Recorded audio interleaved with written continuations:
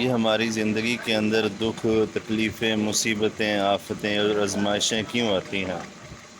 یہ دکھ اور مصیبتیں اور آزمائشیں اس لیے آتی ہیں کہ اللہ رب العزت کا قرآن کہتا ہے وَلَنَبْلُوَنَّكُمْ بِشَيْءٍ مِّنَ الْخَوْفِ وَالْجُوعِ وَنَقْصٍ مِّنَ الْأَمْوَالِ وَالْأَنفُسِ وَالثَّمَرَاتِ وَبَشِّرِ الصَّابِرِينَ۔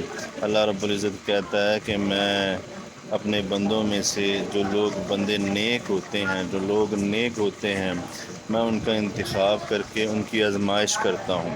میں دیکھتا ہوں کہ ان میں سے کون ہے جو میری طرف سے آئی ہوئی آزمائشوں پہ پورا اترتا ہے۔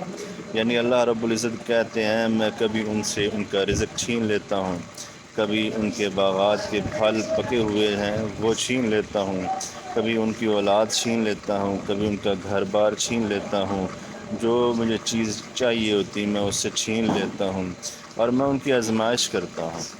اللہ کہتے ہیں میں مصیبتیں ڈال کے ان کی آزمائش کرتا ہوں، دیکھتا ہوں کہ کون کس قدر صبر پہ اور استقامت پہ رہتا ہے اور میرے دامن کو پکڑ کے رکھتا ہے، میرے دامن کو نہیں چھوڑتا۔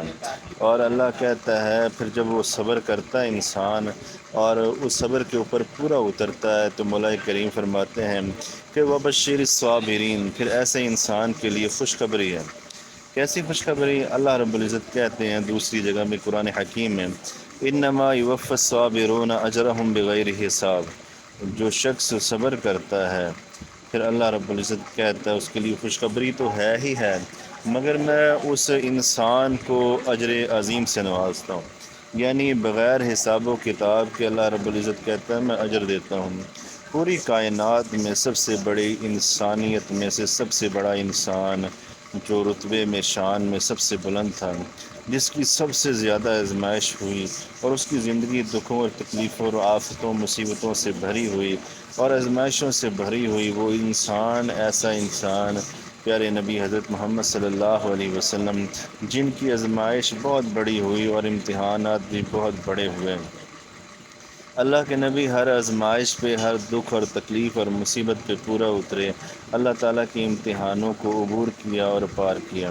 جیسا کہ دیکھیں کہ آپ صلی اللہ علیہ وسلم کی اولاد میں سے اللہ رب العزت نے بچے دیے۔ حضرت ابراہیم رضی اللہ تعالیٰ عنہ بچپن میں ہی چھین لیا، اللہ رب العزت نے واپس لے لیا، واپس لینے میں بھی ایک حکمت تھی اور وہ واپس لے لیا۔ پھر اس کے بعد آپ صلی اللہ علیہ وسلم کی بیٹیوں کو طلاقیں ہوئیں، وہ بھی اس میں بھی اللہ رب العزت نے جو ہے نا وہ ایک آزمائش کی، مگر اس کے بعد جو آسانی بنی اور ان کی بہترین جگہ پہ اللہ رب العزت نے شادیاں بھی کروائیں ان کی۔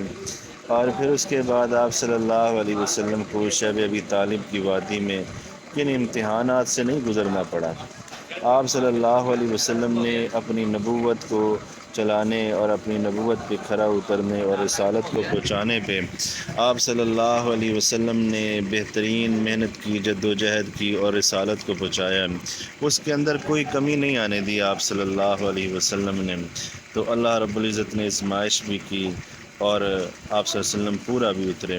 تو آپ قطعاً یہ نہ سمجھیں اور یہ نہ سوچیں کہ اللہ رب العزت نے ہمارے لیے بہت کٹھن جو ہے نا کٹھن صورتیں رکھی ہیں، کڑیاں رکھی ہیں، مشکل حالات رکھے ہیں۔ ہمیشہ اپنے سے اوپر والے کو نہ دیکھیں، ہمیشہ اپنے سے نیچے والے کو دیکھیں اور سوچیں کہ اللہ رب العزت نے ہمیں کئی لوگوں سے اچھا اور بہتر رکھا ہوا ہے۔ اگر اپنے سے اوپر دیکھیں گے تو ہمیشہ اپنے آپ کو حقیر سمجھیں گے، مگر در حقیقت اللہ رب العزت نے آپ کو کئی لوگوں سے بہتر اور اچھا رکھا ہوتا ہے۔